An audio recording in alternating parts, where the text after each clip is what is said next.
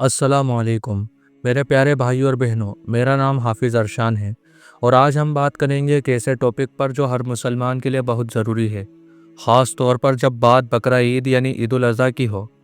आज हम डिस्कस करेंगे 10 ऐसे काम जो बकरा ईद के दिन या उसके वक्त करना हराम है, और ये बातें शायद 99% लोग नहीं जानते।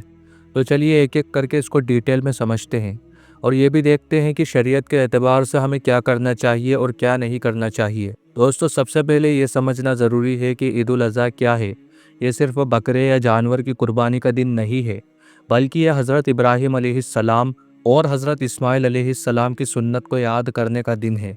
अल्लाह ताला ने उनकी इताअत और कुर्बानी के जज्बे को इतना पसंद किया कि इसको हर मुसलमान के लिए एक इबादत बना दिया। लेकिन ये इबादत सिर्फ दिल से नहीं, शरीयत के उसूलों के साथ पूरी होनी चाहिए।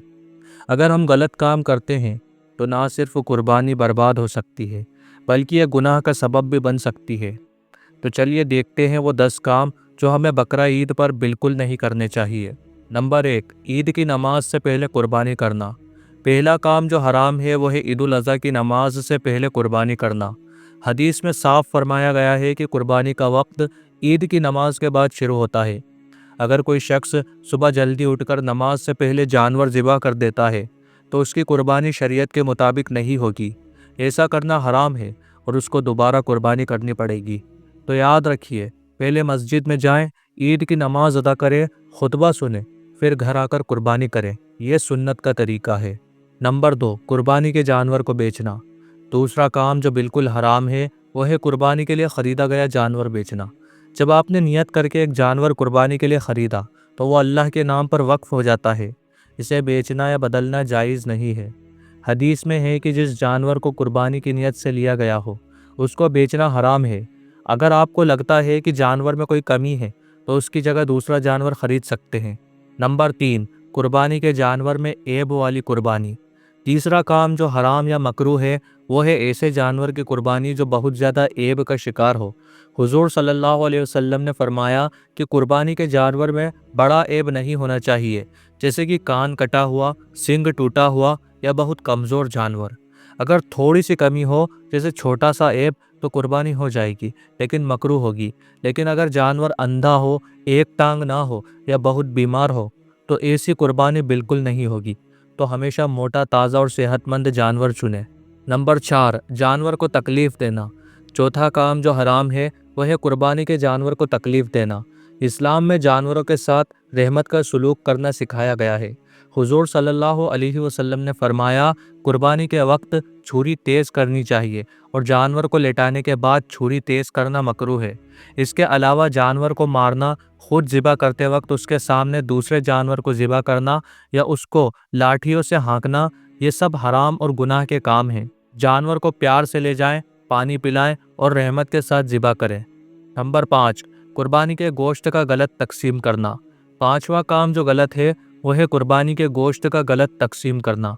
हदीस में है कि कुर्बानी का गोश्त 3 हिस्सों में बांटना मुस्तहब है।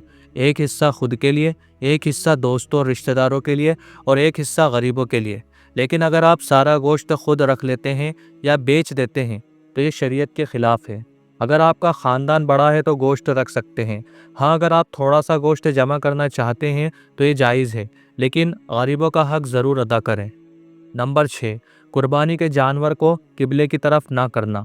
छठा काम जो मकरूह है वह है जानवर को ज़िबा करते वक्त किबले की तरफ ना करना।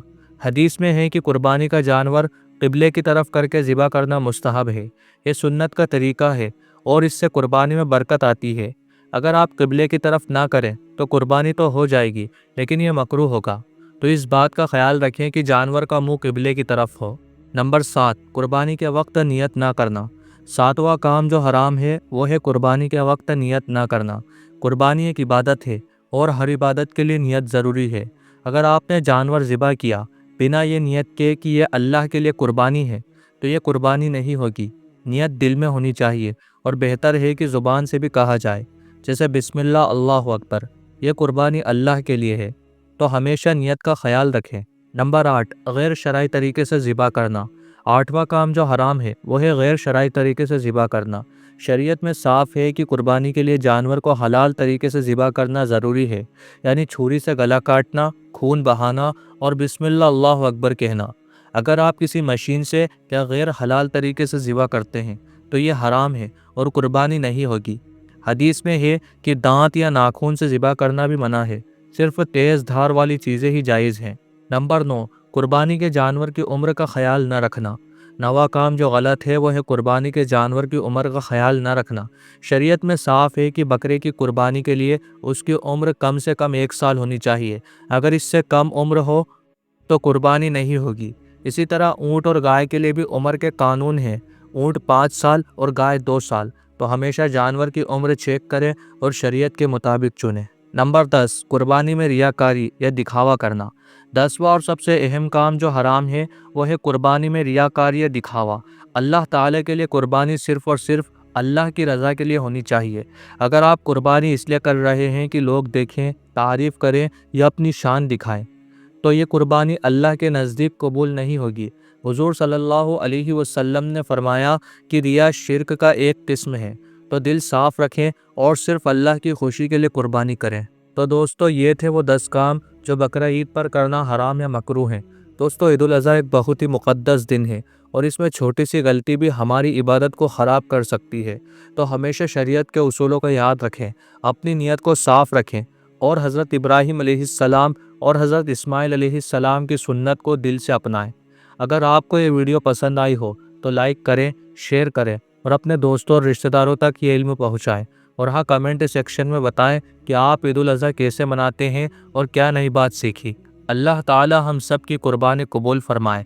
اللہ تعالی آپ کا اور ہمارا حامی اور مددگار ہو، آمین۔